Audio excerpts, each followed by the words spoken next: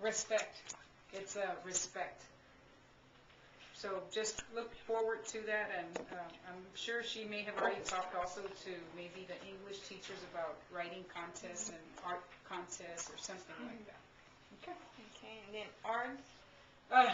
I wanted to get your feedback. I think one of the things we did this summer is we talked about ARD meetings, and we talked about, as administrators, what can we do for ARD meetings. And Mr. Rebolloso, Mr. Ornelas, and myself went to a retreat, conference this summer, and they talked about the importance of an ARD meeting. And one of the things that we committed ourselves to was that we were going to go to ARD meetings on time, and we're going to be there before, because I felt like, I asked him, I said, if Dr. Alejandro has a meeting at 4:15, what time are we there, you all? And we all looked at each other like, well, we're there at 3:45 or 4 at the latest if his meeting's at 4:15. So if Danielle has an ARD at 4:15, what time do we show up for Danielle? We're going to show up, they're going to look for us. And, you know, so what's the message that we are, not intentionally, but what is the message that the parents are receiving? Or what is the message of the student? Not important, like they have to look for you or and something like that. So I want to commend the administrators and the counselors, because we're doing a better job at being there on time, or even like now, before, if I was going to be out, I was going to be out, and Ms. Correa and the teacher were going to figure it out.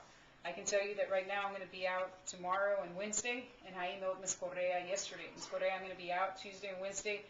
Please assign my ARDs to an administrator that's available, because I want somebody to show up for the students. So I was just wondering, as teachers, is there something, and you know, we have a special ed representative, and then each of you all, we have the students in our classes, is there something else that we could do that even, I mean, it might be just the ARD room itself, I mean, any feedback that we can gather from our department and share.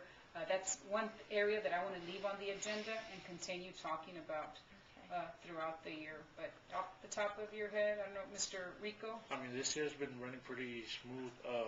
You know, we're trying to get the teachers involved, that way we can get input. You know, and this year, I mean, they've been going pretty good. I know last year, you know, we wouldn't get as much input, but now we're trying to get those core teachers to come in there and, you know, get some input, because a lot of these kids, they need the inclusion, some of them don't. Right. So the teacher can say, no, he's doing pretty good in my class. That way we can put another inclusion teacher somewhere else where they're going to help another student. So this year's been running pretty nice and smooth. That's good to hear. Miss, sorry, sir.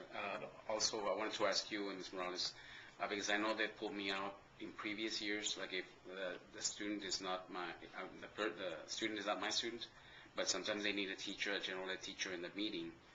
I wanted to volunteer even if it's my students or if they're not my students. Can I do that? Yes, you can just email Ms. Correa, and that way she can know whenever she needs a general ed. I know sometimes, yes, it's an emergency and so they need somebody that can be let her know. Available. Yes, yes. Right. That would really help out a lot. Thank you. And then there's a lot of documentation that I know you all, as the monitoring teachers, need to be able to. So it's really important that we remind our teachers. Yeah, that's something else we're trying to do. Have more communication with the teachers. You know, as far as information, how that student's doing, and so forth, grading, grades, and things like that. And I'll commend the special ed teachers also that are working with inclusion. Just see them so much more involved with the departments, and also the general ed teachers for opening up their department meetings for the special ed teachers and make them feel welcome at their meetings. So very, very important. Okay, open enrollment insurance, November 5th. Melissa told me that. What does that mean? I think that means that on the 5th, they're going to be here if you want to change anything with your insurance. I will double check on that. Yeah, because usually they're here like for a day and a half or 2 days or something. Yes, yes, I believe that's what that is. Is that just for the cafeteria plan, all the add-ons? Yes. Yes. Based on the insurance, I know it's the same insurance, but they changed the benefits.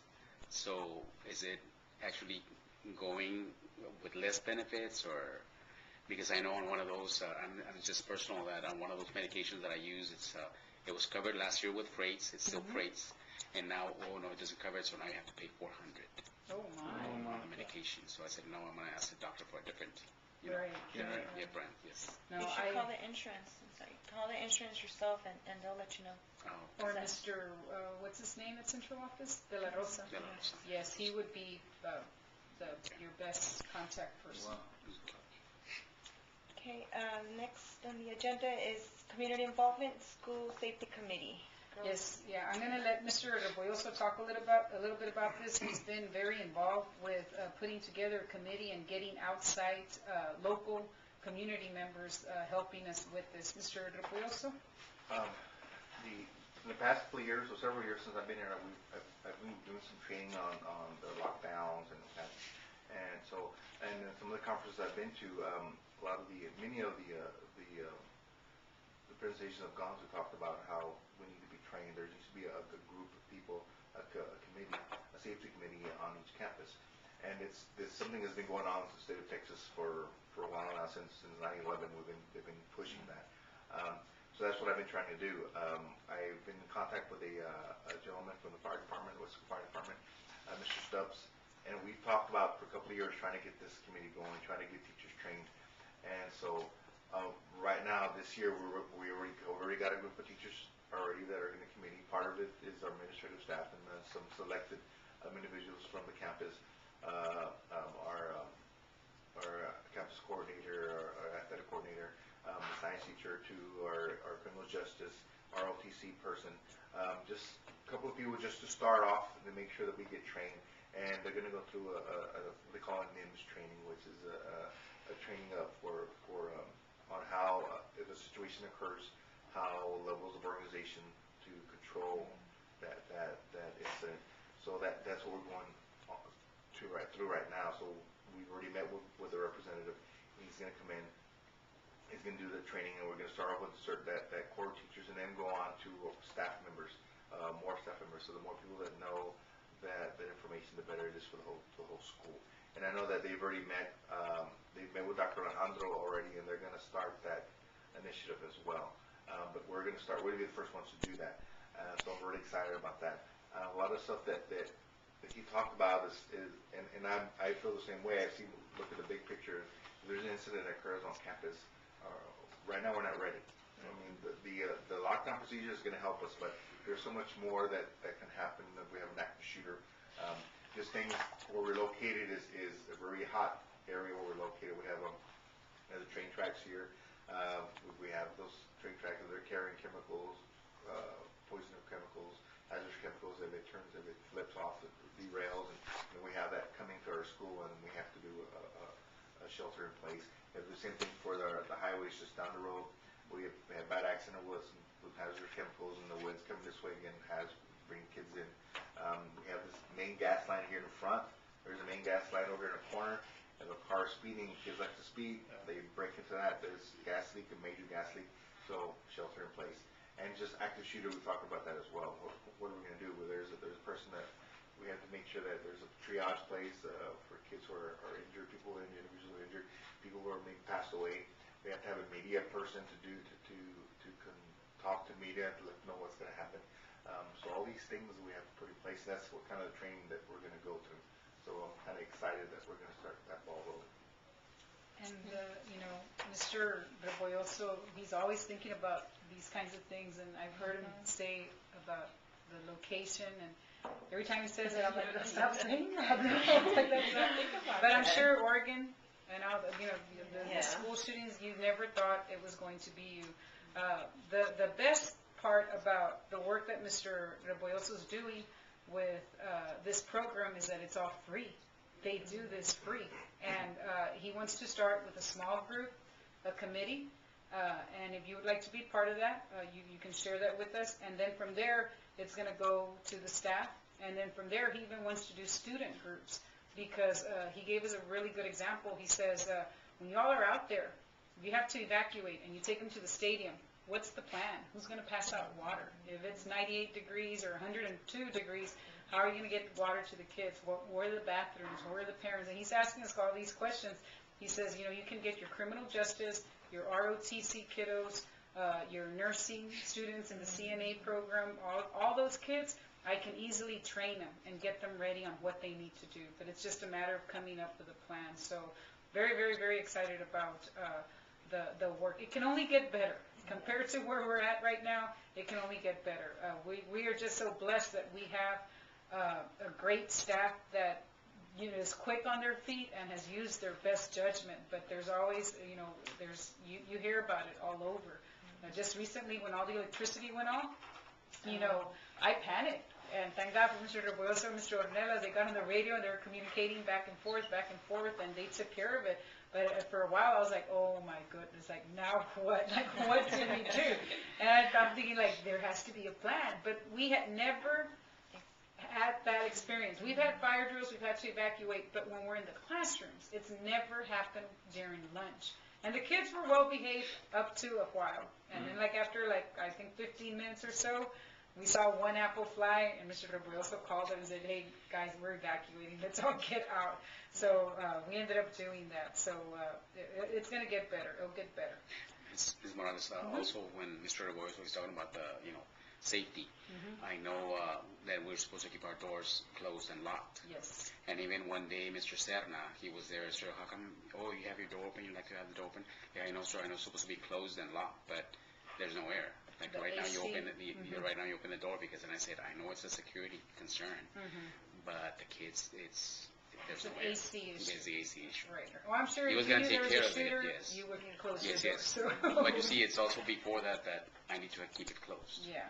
But Okay, next is the girls mentoring program. Yes, very excited about this also. This is our second year that we're going to do this. Last year we started off with a group of about maybe 5. Well, we started off with a group like about 8 or 9, but then we only had maybe about 5 women from within the community that were able to commit and finish off their responsibility. But last Thursday, I believe it was Thursday or Wednesday, Mr. Calvillo and Mrs. Elva Ray coordinated a meeting with about a dozen of women from Westlaco, and they were all excited. We had attorneys, we had stay-home moms, we had a pastor's wife, we had a pharmaceutical rep. There were just different women, a banker, all different women with different backgrounds, and they're each going to mentor 2 young girls from Westlaco High School. And just FYI, the counselors recommend the young ladies because they're the ones that know the students the best. And then the parents get a notification saying your daughter has been selected and she is going to be mentored by Guadalupe Carranza. Do you give permission for us to share grades and attendance and so forth? Because a lot of our girls, they mean well. All our students want their high school diploma, but a lot of our students need a little bit of extra guidance. Just like the guidance and support you give your children at home, some of these young ladies don't have that at home, whether because mom is not there because she works, or mom is not around, or just different situations. A lot of times it's not because it's bad parenting. It's just because of the circumstances also that they're in. So we have 12 women that are helping. If each of them get 2, that's 24. And if out of those 24 we save 1, then it was worth the effort. So you're going to focus on seniors or juniors? Or It's up to the counselors? It's up to the counselors. I need to send out another email to our gentlemen because our gentlemen, 2 years ago, in the last 2 years, they've also participated in a men's mentoring program with Gear Up. And I need to send out a reminder to those men, like, hey guys, make sure you check up on them. I know Mr. Reboyoso, he knows who's his are. Mr. Ornelas also, I think one of them scored a touchdown or did something, and he went up to him. He's like, "Hey, that's the kid I mentor. That's my mentee." And I was like, "How cool!" You know? So, and the kids know also. The kids know also. So. Okay, and girls tennis team district champions. Yeah. So just in closing, a few announcements. Our girls won the district title for team tennis. Last year it was the boys. They were really sad on Saturday when we were taking pictures and we did the presentation with the trophy. I said, hey guys, y'all had your year last year. And they all start all over in the spring for individual tennis. So, but very, very proud of this young team, the girls that are involved. I think they only have like 2 seniors in there, so it's looking really good for Coach Morales. And that is the first district title, so here we go. Oh. October 17th, district cross-country meet. So both our boys and girls, they're going to have their district cross-country meet this Saturday. And also Super Bowl time for Mr. Aldape. They got their pigskin also this coming Saturday. And this past weekend, they had pre-pigskin, and they got straight ones all across. So I don't foresee them having any problems. I know they're going to do well, and they're going to represent our school to the best of their abilities. But both of those are 2 big events for our kiddos this upcoming weekend. Okay, and so in closing, our next meeting, November 4th. Well, and then I guess, does anybody have any comments or anything that you all want to open up and discuss? I would like to discuss the state of the copy machines. There are 6 of them, and we've never had all 6 working this year. Usually you go in there, there's 2 working, and by the time you leave, only 1's working, there's no toner. They're maxed out on their copies. They only copy on one side. They jam every other paper. It's been all year long. It's been The copiers? Yeah, and then they're dirty. You're getting toner all over yourself. It'd be nice if somebody could just wipe them down once a week. But we'd be most happy if they would just work. Yes.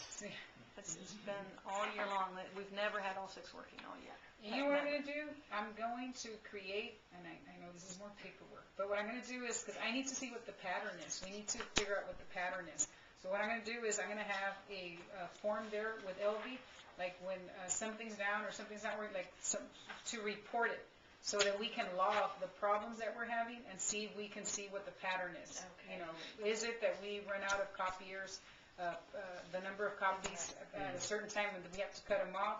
Is it the toner on one machine over and over and over? I don't know what the pattern is because it's not being recorded. So we'll create something where we can record what is the maintenance problem. Well, one of the things that I see, ma'am, is that running all those copies for a handout, like student handbook and all that stuff. You see all that, and it takes a toll on those machines. So when we want to use them, we can't use them because of all that stuff that's been run off. And then the machines are broken down. The toner. We reached the number. Yeah, we reached the number.